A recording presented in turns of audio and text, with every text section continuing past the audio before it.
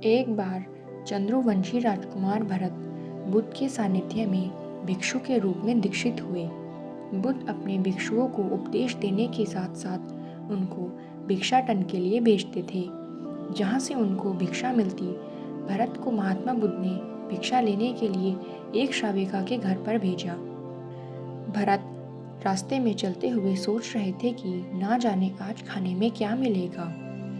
हमेशा महल में खाने के लिए अनगिनत स्वादिष्ट भोजन मिलते थे, लेकिन आज जो भी मिलेगा उसी से काम चलाना पड़ेगा। भरत ने श्राविका के घर पर जाकर भिक्षा के लिए याचना की। श्राविका ने भरत को बैठने के लिए कहा। श्राविका जब अंदर गई थी तो भरत पुनः अपने प्रिय भोजन के बारे में सोच रहे थे। जब श्राविका भोजन लेकर आई तो भरत अचंभित रह गए। भरत अपने प्रिय भोजन को देखकर खुश हो गए। भरत भिक्षा ग्रहण करने लगे। भिक्षा ग्रहण करते हुए भरत सोचने लगे कि उनको हमेशा खाना खाने के बाद कुछ विश्राम करने की आदत है, लेकिन आज उन्हें यहाँ से खाना ग्रहण करने के बाद धूप से होकर वापस आश्रम पहुँचना है।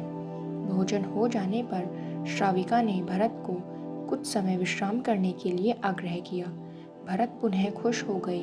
सारी इच्छाओं की पूर्ति होते देख भरत इसको एक संयोग मानकर कुछ देर के लिए लेट गए। लेटते हुए भरत सोचने लगे कि आज तो सोने को मिल गया, लेकिन मेरे सर पर हमेशा के लिए छत का साया तो मिट गया है। जब भरत सोकर पुनः उठे तो श्राविका ने कहा कि आपको जब तक यहाँ पर रहना है आप यहाँ पर रह सकते हैं। अब भरत समझ गए कि ये कोई संयोग नहीं है, श्राविका जरूर मेरा मन पढ़ रही है। भरत खड़े हुए। भरत ने श्राविका से पूछा, मुझे क्षमा कीजिए, पर क्या आप मेरा मन पढ़ सकती हैं? आप यह सब कैसे कर लेती हैं? श्राविका ने कहा, शुरू में ये सब मेरे लिए कठिन था, लेकिन मैंने खुद के विचारों को देखना शुरू किया। शुरू में मेरे विचारों की संख्या अनगिनत थी, पर मैंने अपना पूरा ध्यान उन विचारों पर केंद्रित किया। मैंने बिना पक्ष विपक्ष के अपने विचारों को देखना जारी रखा। धीरे धीरे मेरे विचारों की संख्या कम होती गई। मेरे सारे व्यर्थ विचार दूर होते गए। तब से मैं दूसरों के विचार पढ़ लेती हूँ। यह सब सुनकर भरत घबरा गए। भरत ने श्राविका से आज्ञा ली और वहाँ से निकल पड़े। रास्ते में चलते हुए भरत अपने मन के विचारों का स्मरण करने लगे। भरत के मन में श्राविका के बारे में अश्लील विचार आए। श्राविका ने भरत के बारे में क्या सोचा होगा? भरत को खुद पर शर्म आ रही थी। भरत आश्रम पहुँचे। भरत ने बुद्ध से कहा कि अब से वह कभी भिक्षाटन के लिए नहीं जाएंगे। बुद्ध ने भरत को नीचा बैठाया और कहा, क्या हुआ? तुम मुझे अपनी व्यथा विस्तार से बताओ। भरत ने विस्तार से सारी बात बताई।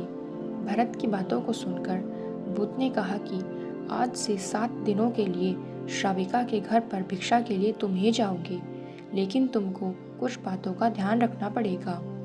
कल तुम जाते हुए अपने चित्त को पूरे होश में रखना। तुम्हारे अंदर कौन से विचार उठ रहे हैं उन पर ध्यान केंद्रित करना।